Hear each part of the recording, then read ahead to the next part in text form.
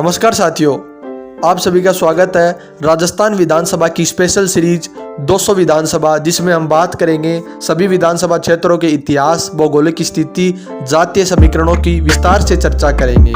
जिसने भी हमारे चैनल को अभी तक सब्सक्राइब नहीं किया है तो जा करके सब्सक्राइब कर ले, लाइक कर दे और बेल आइकन को भी दबा दे ताकि आपको आने वाली वीडियोज के नोटिफिकेशन मिलते रहे। नमस्कार साथियों, आप सभी का स्वागत है हमारी राजस्थान विधानसभा सीरीज संख्या 7 में, जिसमें हम बात करेंगे चूरू विधानसभा क्षेत्र के बारे में।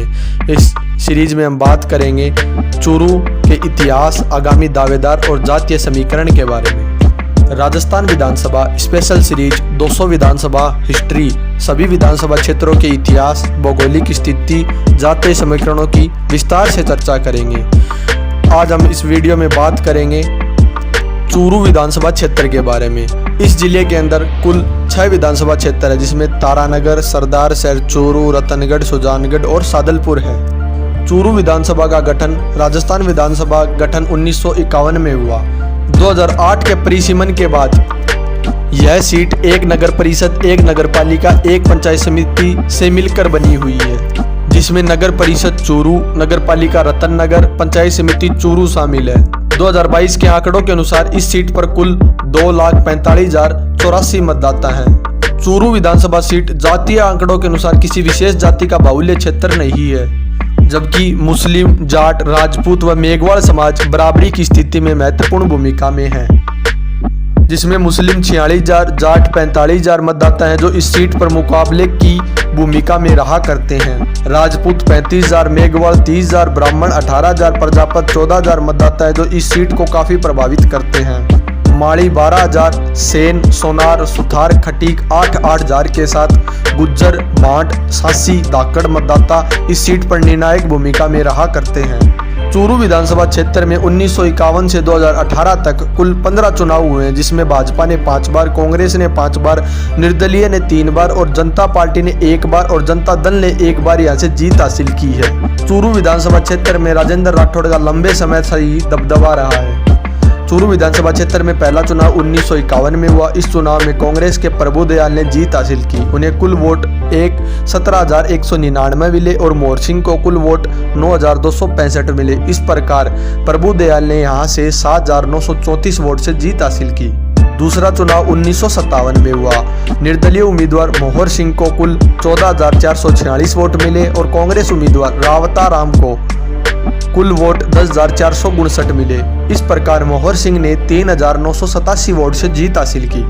तीसरा चुनाव 1962 में हुआ। इस चुनाव में निर्दलीय उम्मीदवार मोहर सिंह को कुल 13,113 वोट मिले और कांग्रेस उम्मीदवार प्रताप सिंह को कुल 8,466 वोट मिले। इस प्रकार मोहर सिंह ने यहां से 4,647 वोट से दूसरी बार लगातार जीत हासिल की। चौथा चुनाव 1967 में हुआ। इस चुनाव में निर्दलीय उम्मीदवार मेघराज को कुल 16,562 वोट मिले और कांग्रेस उम्मीदवार मोहर सिंह को कुल 13,770 वोट मिले।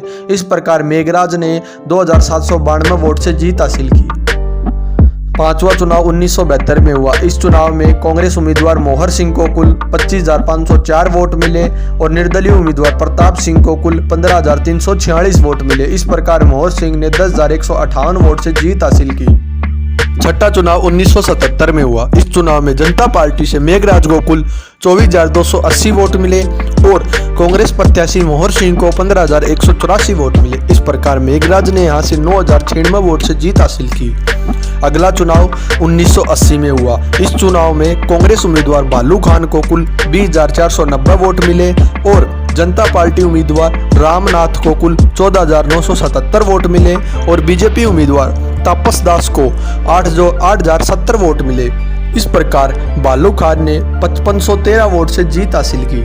आठवां चुनाव 1985 में हुआ। इस चुनाव में कांग्रेस उम्मीदवार हमीदा बेगम को कुल 22,398 वोट मिले और जनता पार्टी उम्मीदवार राजेंद्र राठौड़ को कुल 15,659 वोट मिले। इस प्रकार हमीदा बेगम ने 6,739 वोट से जीत हासिल की और यह चुनाव राजेंद्र राठौड़ की राजनीति का पहला चुनाव था।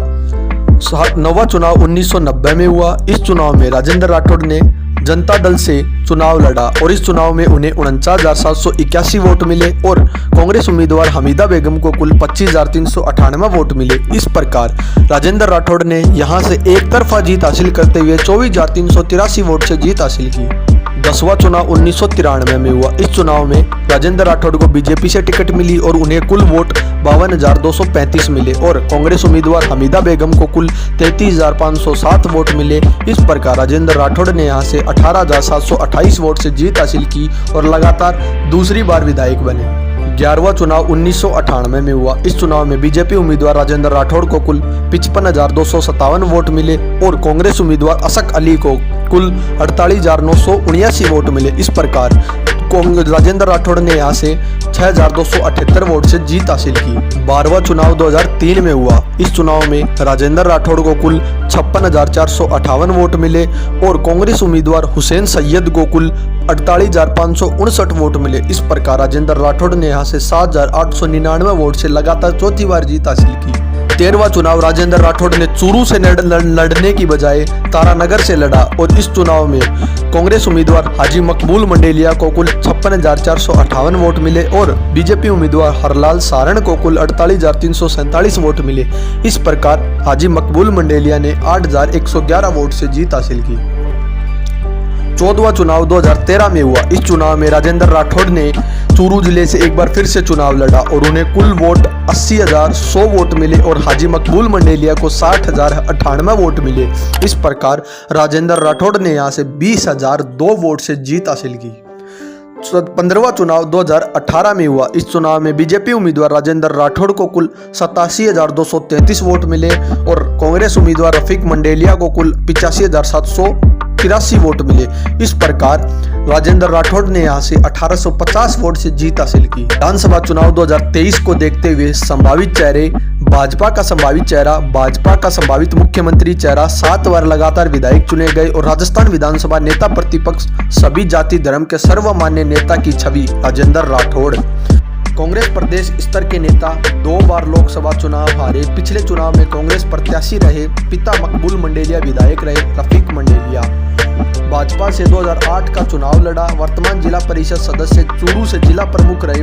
चूरू से कद्दावर जाट नेता हरलाल सारण। राज्य महिला आयोग की अध्यक्ष चूरू का बड़ा अल्पसंख्यक चेहरा कांग्रेस की महिला मुस्लिम नेत्री रेहाना रियाज। चूरू के पूर्व भाजपा जिला अध्यक्ष भाजपा का दलित चेहरा डॉक्टर वासुदेव चावला।